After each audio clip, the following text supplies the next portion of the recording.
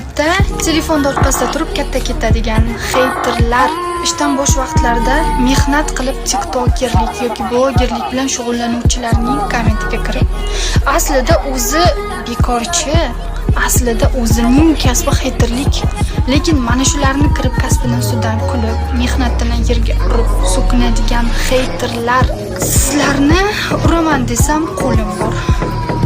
So'kaman desam xuddi sizdaqa og'zim bor.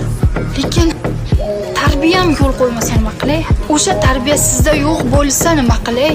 Iltimos, o'zlaringning hayotinglar bilan yashanglar, birovning hayotini tinch qo'yinglar. Bitta gap